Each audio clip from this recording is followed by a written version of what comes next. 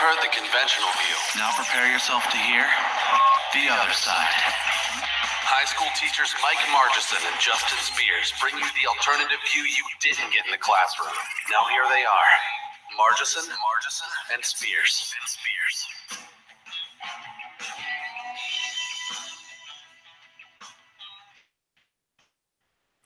Well, good Monday evening, all you guys out there listening to the Other Side podcast.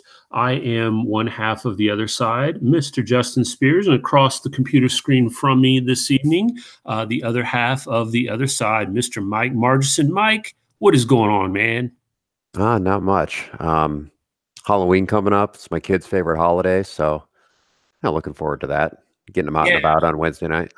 Yeah, absolutely. It's always a fun time of the year for the little ones. And as we start to move toward the bigger holidays of Thanksgiving and Christmas, it's always fun to be able to get the kids out and do a little trick-or-treating, some Halloween parties and things of that nature. I know we'll be attending a Halloween party as well on Wednesday evening. So yeah, looking forward to that. Well, again, thank you for tuning in to the Other Side. If this is your first time hearing the broadcast or you're a regular subscriber to the shows, thank you so much for your support.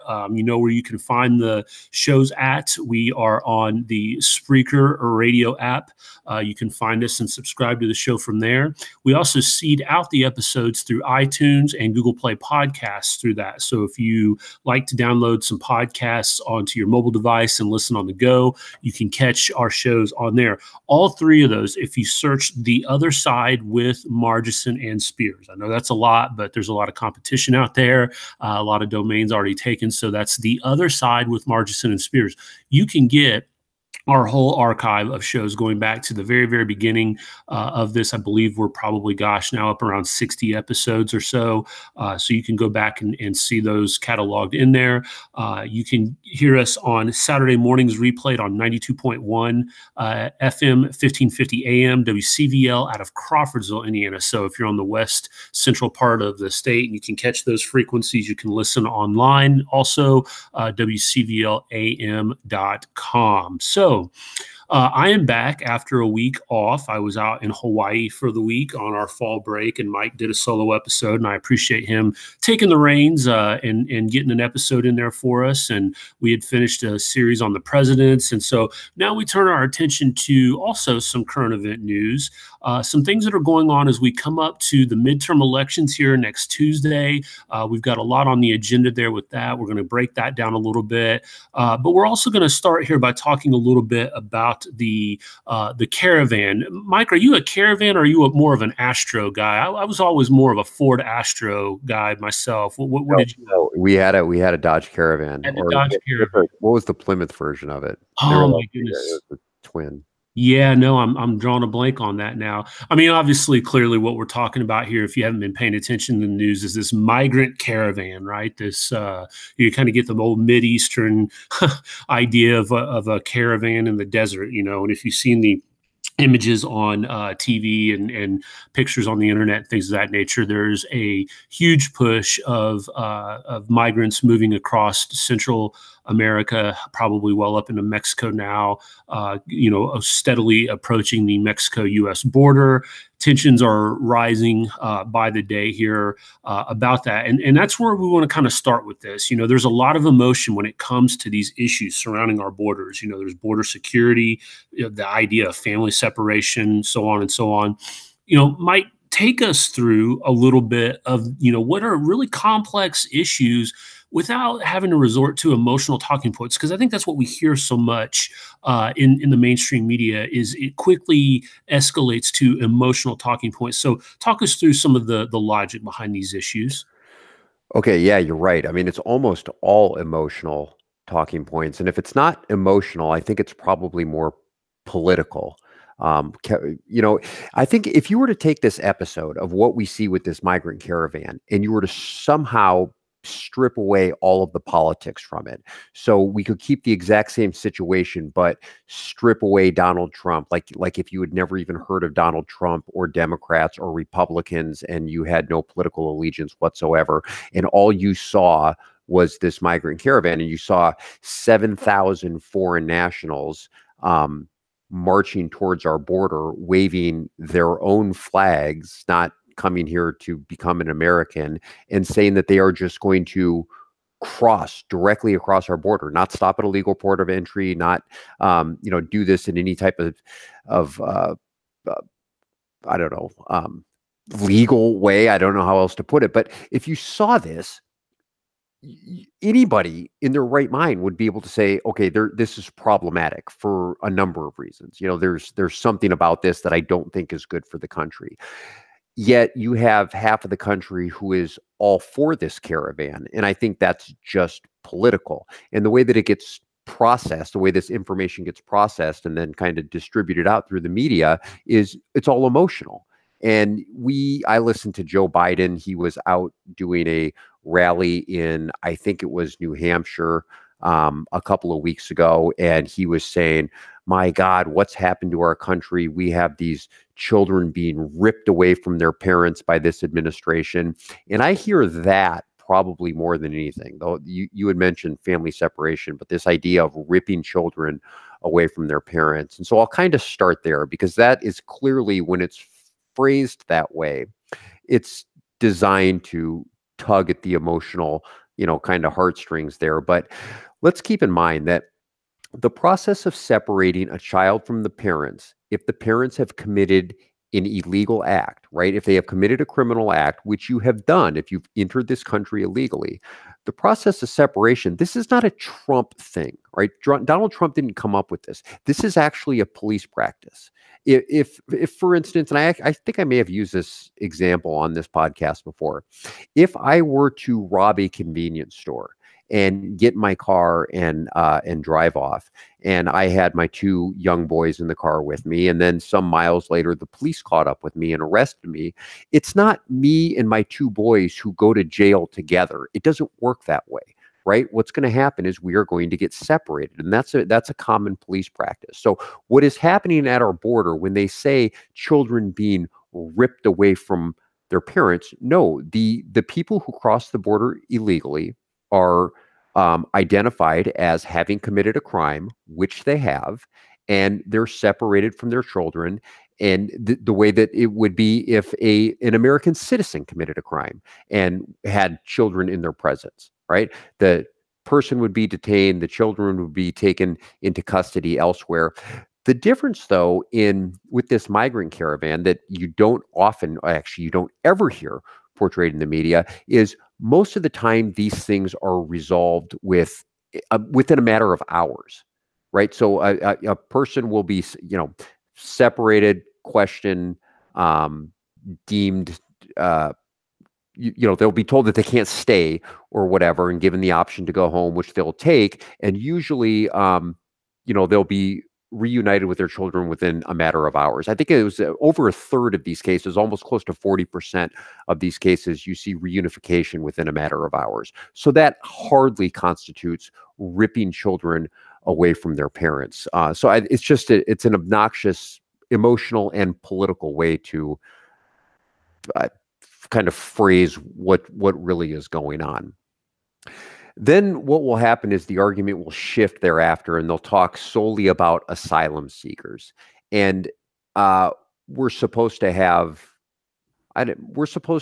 feel much more sorry for these asylum seekers because those refugees seeking asylum are permitted to come here to the United States if they have met certain kind of steep characteristics of having credible fear from their homeland, due to either their religious beliefs or their political beliefs or their race or their ethnicity or something like that. But that's actually kind of it's a steep one to prove. And what you have is a whole bunch of people who are coming here. They're economic migrants, but claiming asylum.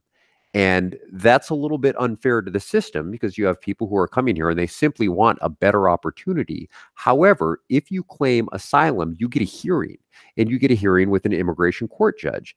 And I think I read where the average asylum case is something like 718 days. So we're talking 2 years from claiming asylum until resolution of the asylum case. And often what happened under the Bush administration and under the Obama administration is these people would be, it was kind of what's been referred to as a catch and release program, released into the interior of the United States, never to show back up for their hearing.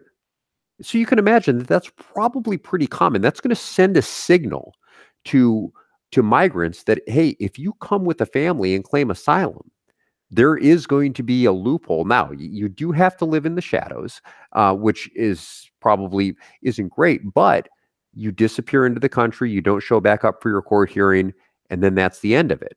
What Trump is doing is he's trying to put an end to this loophole. And let me say this entire process of immigration into this country, at least from Latin America, has changed over the last couple of decades. It used to be men would come over, they would come over illegally.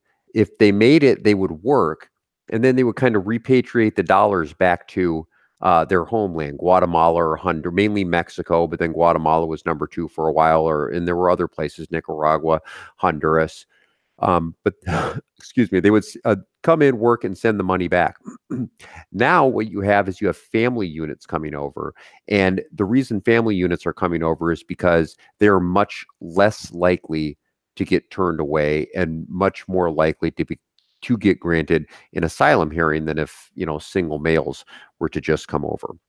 But I also, what I want to add is here, kind of putting an end to this, there is a legal way that does not involve the choice of, coming with your children or not coming with your children, or returning for a court date or not returning for a court date and entering the country illegally. We have legal ports of entry here in this country that you can go to, and you don't have to face this choice of separation from your children because you're not going to get detained for coming across the border illegally.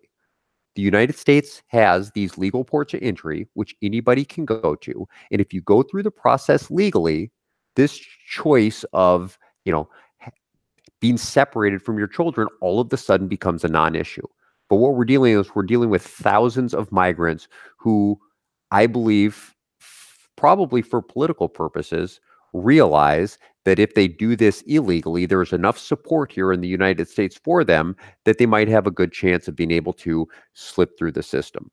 And I want to end by just quickly giving I have to put my personal stamp on this. I feel like if I don't say this, anybody who listens, if you say anything that can be mildly construed as pro-Trump, you're going to get called a racist or a sexist or homophobe or whatever. My personal opinion is that I am for open borders. I absolutely am. I think that labor is like any other economic product. The same way that we have cars and TVs and cell phones that freely should be able to cross borders. And I have criticized on this podcast Trump's attempts to put obstacles in front of economic products like tariffs to keep them from freely moving across borders. Labor is an economic product, and I think that labor should be able to freely move across borders. The only problem here in the United States is that we have such a massive welfare system that we send perverse economic incentives to people from poorer countries to show up whether or not there is work here for them or not. So look, if you can come to the if you're in Honduras and you can come to the United States and if you can have a child, they immediately become a U.S. citizen, then you are set, right? If you can bring a child across here, they're not going to get denied, enrollment in elementary school. If you can bring a child across here and bring them into a hospital, they are not going to get denied treatment. So there are all sorts of services that exist as perverse incentives for people to come here, even if the market for their labor does not exist. And I think that's one of the biggest problems. That's why it's that perverse incentive to come here that stops me from being an advocate of open borders, because you can't have open borders in the system that we have now. If we had an economic system where if there was an actual demand for your labor and the wages showed that, and the wages were high, and you came and you filled a gap in the U.S. Labor market where your skills filled a gap where it didn't exist, why would I care what you look like or why you came? I'd be absolutely happy to have you here. And we see a lot of that in the Southeast. I know that in the restaurant and hotel industry, they say they have massive amounts of Caribbean migrants who come in and they're filling these service industries because they can't find enough people to do it. Okay, that's great. You're filling a need.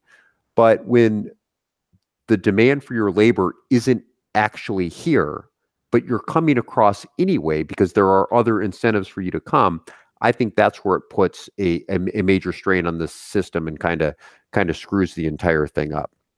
What's your position on borders and security and family separation, Justin? Where do you lie on this?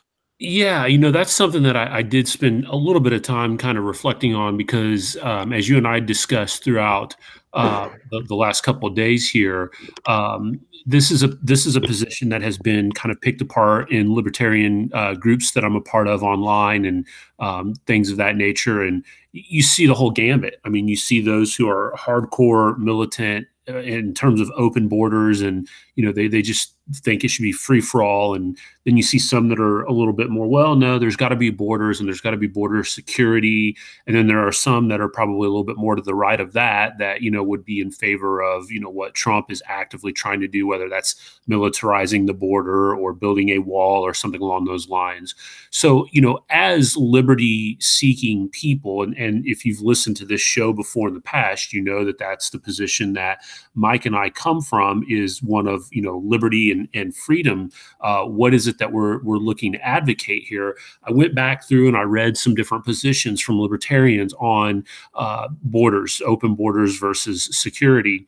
And I came across a really interesting blog that a gentleman wrote where basically he was saying there's only one libertarian position on borders, and it's open borders. Now, what oftentimes happens is, he said, you get these people that come to the Libertarian Party from the right, from conservatism. And conservatism is very much about conserving and preserving the culture of a country, whether that be through strong border security physically, tough policies of, vetting people to come in. But basically, you make it pretty difficult for there to be people to come through. And I think that's probably pretty close to where President Trump is. The vetting process that he had with the Muslims, things that he's spoken out before about the southern border, so on and so forth. And so, what this guy was saying is like, look, you can be a freedom-loving person, in other words, a quote-unquote libertarian, and have that position.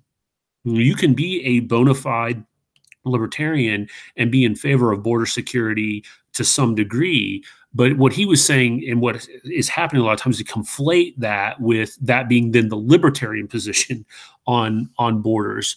And so I think it's kind of important, because I think libertarianism, from what I've seen in the short period of time that I've studied it and started to get to understand, everyday people that are a part of this movement, man, there's a lot of diversity. And not only is there a lot of diversity, every point of view is wildly represented. It's, if you think about the two main parties, the Republicans and the Democrats, both sides accuse the other of the quote unquote fringe groups controlling, the radical left or the, alt-right or whatever, controlling the message of those parties. And so that's oftentimes all you hear, right? And then when you hear somebody that's more moderate on either side, you start to question, is this a red herring? Are they just trying to play to the other side? What's going on here?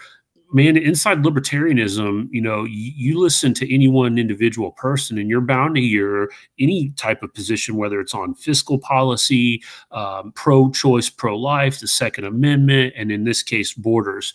So yeah, I'm with you, on this. I think that there's something innate in me. Maybe this is, as the gentleman points out, the fact that I came to the liberty movement from the right, and I still seem to at times hold on to the conservative social opinions. Like, for example, I'm pro-life. Not only am I pro-life, I am for the outlawing of abortion, complete abolition of abortion altogether. That certainly is not something that you would hear from a mainstream libertarian today, because obviously that would be seen as a infringement upon somebody's liberty to choose what they want to do with their own private property, in this case, their body. In the case of border security, again, I tend to be more, you've got to have borders because you've got to preserve your culture. if you don't preserve your culture, then there's no country. If there's no country, there's no system of government, so on and so forth. I think it's kind of quick to go down that rabbit hole of exploring that. So if you establish the fact that you have to have borders, then I think the next question is, okay, to what degree do you enforce the rules, laws of coming across that border, right? Of whether it's just, hey, I'm going to come to the country to visit for a couple of days or a week, or I'm looking to establish residency here, all the way to I'm looking to become a citizen of this country because I like it so much. I think you have to take, as you were kind of pointing out there earlier, you have to take all of those things into consideration. You've got to look at people. Why are you wanting to come here? I don't think that's an unfair question to ask. I think anybody in their right mind that's, again, looking to preserve their culture is going to ask the question of a person, family, or group of people. Tell me why you're wanting to come into this country. If you're seeking asylum, if you're looking to better your life, if you've got other family here, whatever there's a myriad of, really valid, good reasons to want to come to the United States. But when you see these situations of what's going on and you just don't know, we have no clue whether there are, as the president has said, potential gang members from MS-13, whether there's potential terrorists embedded with these caravans, or let's not even go that far. Let's just say they're run-of-the-mill people, but they're not looking to come to better this country in any way. They're just looking to come to suck off the resources and get things that, they've probably heard grandeur stories back home. Hey, come to the United States, man. You can go to the hospital and get treatment. As you said, you can take the kids to school. You can, you got to kind of live in the shadows, but hey, we're kind of accustomed to having to do that, already in our country. And, it's really a pretty good deal all in all. Once you lessen the purpose of having to come to this country in the proper way, then it demeans not only the reasons for coming, but all of those other people that have fought, through the paperwork and the red tape and the bureaucracy. And you listen to anybody who's gone through that process the legal way, and they get upset by it. They absolutely feel it undermines the work that they put in to do it the legal way. Okay. And I won't even necessarily say the right way, because I know our immigration policies need reformed. I know they do, but they at least played by the rules. And that, I think, is really what this is all about. So that's kind of where I fall on it. I would leave off by saying this. I think it's going to be really interesting to see when rhetoric starts to translate into action here.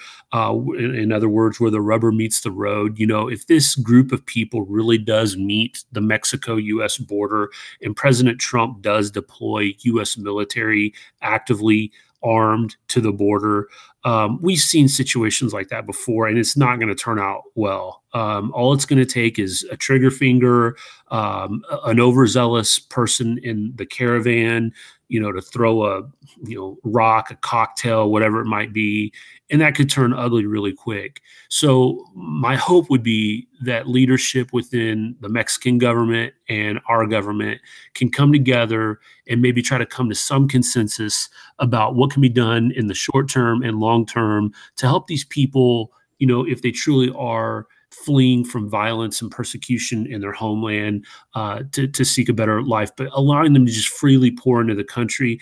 That's going to be disorder and chaos. It's going to set a really bad precedent.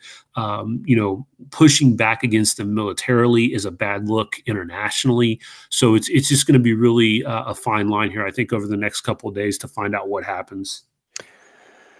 Let me switch gears here really quick. And it's not really switching gears, because this is a major election issue, and we know it's a major election issue because this is what Democrats are out talking about when they stump. They talk about this caravan. Like I said, Joe Biden was out talking about how we need to take back this country from Republicans and people who like Trump.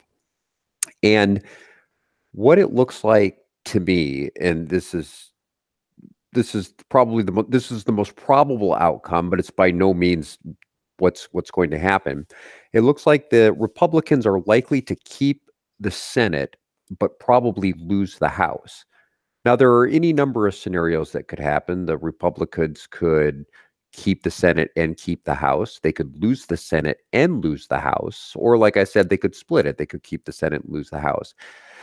With some of these, like, major situations like the Caravan, or let's say the Supreme Court vacancy. Tell our listeners a little bit about what is the importance of one political party holding either one or both of these houses of Congress. Like, what will it mean in terms of immigration, for instance, if the Republicans are to lose the House and lose the Senate?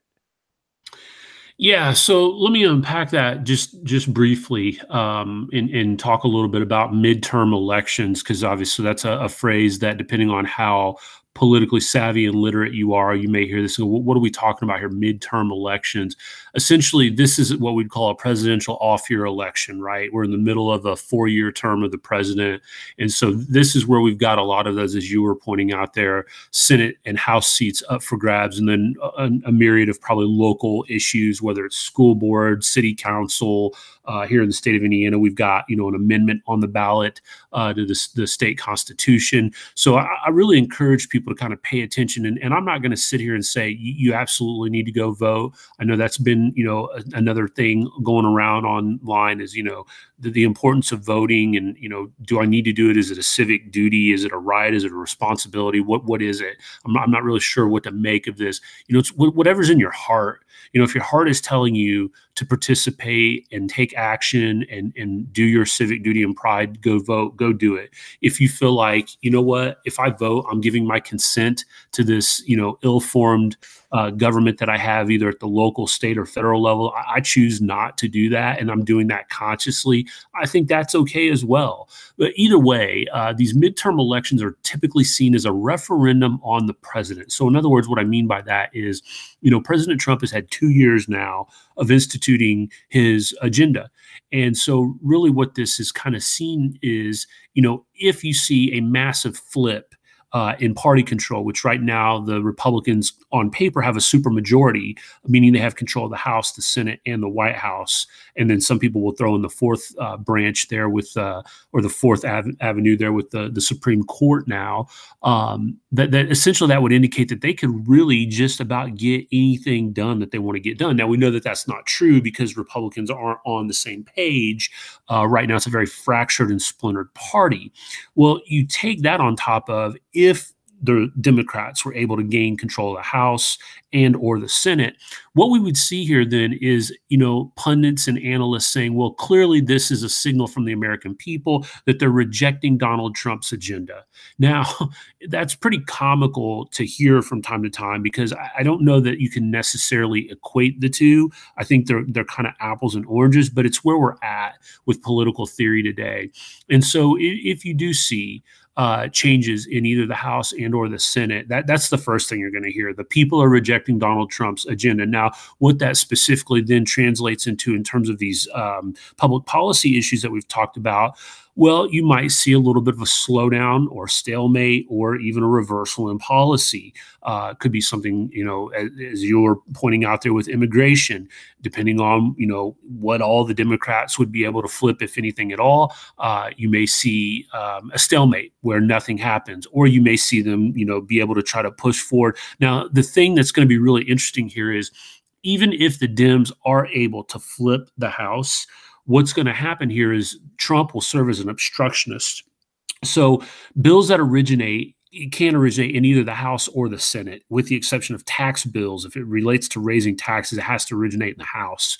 So it goes through both the House and the Senate. If Democrats control either one with slim margins, they're not going to really be able to get their legislation pushed through, because the president has the ultimate veto power. So once they were, even if they did have a simple majority on a vote to send it to President Trump, he'll veto it. At that point, it's going to take 2/3 of a majority. They're not going to have that in either chamber. To override it, you mean? To override the presidential veto, correct. So it's essentially what you're going to get is a stalemate, I think, on a lot of things. And then essentially what you're going to hear then over the next 2 years is a bunch of finger pointing. The Dems that are in control of either the House or the Senate are going to point the finger at Trump and say he's obstructing. Trump's going to point the finger of blame at the Democrats and say they're not putting legislation in front of me that they know has a chance of being signed, and we've seen this before in our nation's history. So then essentially we're biding our time till 2020 until we can figure out what we're going to do then. If the Republicans are able to keep all three, or let's say, for their situation, best case scenario, they keep one, if not both of the houses there, then, we could see an emboldened Republican Party. Now, they still need to get, on the same page. We saw this right out of the gate with the overturn of Obamacare. They couldn't get on the same page. The Freedom Caucus, or the Libertarian Party members of the Republican Party, said, no, we don't agree to what the mainstream Republican Party has put forth as an alternative to Obamacare, so we're not going to vote for this thing. And so it's going to be really interesting to see moving forward what happens here. If Dems get the House and or the Senate, what will they do not only with immigration? As you talked about, they've talked about impeaching Kavanaugh. They've talked about, just spending, entitlement spending. There's this thing about Medicare for all. How bold will they try to push that agenda? I'll guarantee you one thing: if they get the House and or the Senate, they're going to try to go to the wall to push as much as they can, and they're actually probably going to sit back and hope that President Trump vetoes everything, because then they're going to point that finger come 2020 and say, listen, America, we tried for 2 years to do what you voted us into office in 2018 to do. And this obstructionist Republican president has done nothing to help us. He's not worked with us. He's not reached across the aisle. That's the same thing the Republicans did to Obama when they gained the House and he was in office. So a lot of partisan politics are going to be played. This is unfortunately not going to be the resolution next Tuesday. It's just going to be the beginning of a chess game over the course of the next 2 years. You mentioned impeaching Kavanaugh, which I think is patently ridiculous. But I want to talk about Ruth Bader Ginsburg, who is 85 years old. And there's been some speculation that she may not hold on for the next 2 years. Suppose that she decides to retire and the Republicans lose the House but keep the Senate. Now, they'll still be in the driver's seat as far as appointing a strict constructionist to the court, correct? Yeah, that's correct. And that's a great point to bring up there, because if you read through the Constitution, Article 2, one of the powers granted to the president is to be able to appoint ambassadors, judges, ministers, and things of that nature with advice and consent of the Senate. So losing the House won't necessarily hurt Republicans if they can keep the Senate as far as that avenue. They'll still, and again, to put this in layman's terms for those that, again, may not follow this very much, when your party is in the majority in the House or the Senate, that essentially means you control all leadership positions within the House and the Senate. You get chairmanships, you get the Speaker of the House or the Vice President as the leader of the Senate, or the President pro tempore as the Vice President is usually out on business. They appoint somebody in his place, which is going to be from that majority party there to see that. So keeping the Senate would be vital for Republicans, to stem any kind of a fight on that front. If they end up losing the Senate, it could potentially get nasty there. But again, I just don't foresee a whole lot of that going down in the Senate. But you never know. I mean, both parties are wild cards, but I've always had a harder time reading the pulse of the Democrat Party in terms of kind of who is the mouthpiece of that party, and what their avenue and attack strategies are going to be. So I think it's going to be really interesting to see what happens next Tuesday. But like I said, ultimately, it's going to feel like, there should be a payoff, but it's really just going to set the table for the next 2 years of what could be a lot of infighting. As I look at the map, it looks like the Senate plays out well for Republicans. A lot of the seats that are in play tend to be from red states. We see some of the controversial seats right now in Montana, in North Dakota, here in Indiana, and I think Missouri is another one that bodes well for Republicans. The House looks a little bit more challenging and a little bit more favorable to the Democrats. Right now, it looks like it's about 200 seats apiece with about 30 or so in play. So that one could go either way, but it's going to be interesting to see. And this is an important midterm. I mean, I know that's probably said every single midterm, but when you look at the pulse of the country and the emotions on both sides, whether we're talking about this migrant caravan or whether we're talking about Brett Kavanaugh and everything that happened there, who, excuse me, who controls what, and which party is able to push their agenda. This is a major, major thing at this midterm. And yeah, I think you put it well.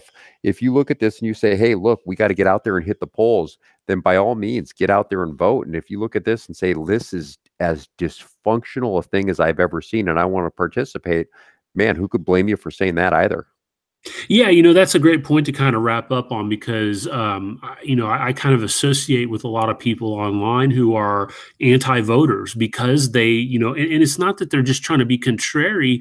They have legitimate, well thought out, well reasoned, logic behind why they refuse to vote, and it's because they do not want to give their consent to what they see as an illegitimate form of government. They hate what the two-party politics brings. People that are constantly sitting on the couch complaining about all of the political ads that they see, constantly complaining about, well, I feel like all I have to choose is, the lesser of two evils, or, if I vote one way or the other, we're just going to get the same result. And so, I think the people who are active, non-voters, it's not that there's apathy, and it's not that they don't understand the issues. It's not that they are illiterate. It's that they say, look, guys, the only way that we're going to get these clowns' attention is if we turn our efforts and focus away from just showing up like sheeple to the polls every 2 to 4 years and pulling the lever, straight ticket party, or even if you think it through and vote, split ticket, and start focusing our efforts on how we can reform this thing. That's really what we need. And I know that sounds like a mountain to overcome, but as we've said before in many, many episodes, it starts at the local level. So in many ways, yes, these school board elections, city council, county council, commissioner positions, these are very, very important positions for you to be aware of and know who's running for it, and get in contact with those people. They're the most accessible of our candidates that are going to be on the ballot. Make sure you understand what they stand for and what they're advocating for. You don't hear a whole lot about those people at this time of the year other than seeing the yard signs. And then, they're the ones that are making those policies and things of that nature that are affecting you more on your daily lives than anyone that's in Washington, D.C. Good point. Anything else you want to add before we wrap up for tonight? No, I think that's about it. Like I said, I would just encourage people to, think about it. If you're a praying person, pray about it.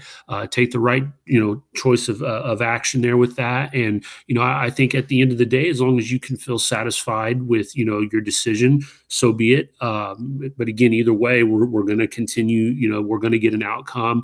And like I said, just stay engaged and stay focused on what's going on around you, and work to try to get that change anywhere that you can.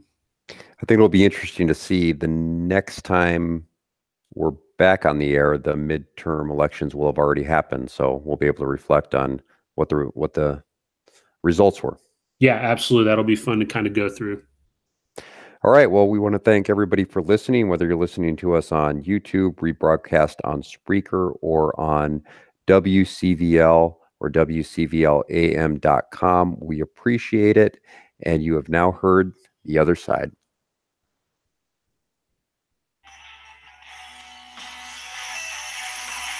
Thanks for listening. And remember, you're not fully informed until you've heard the other side.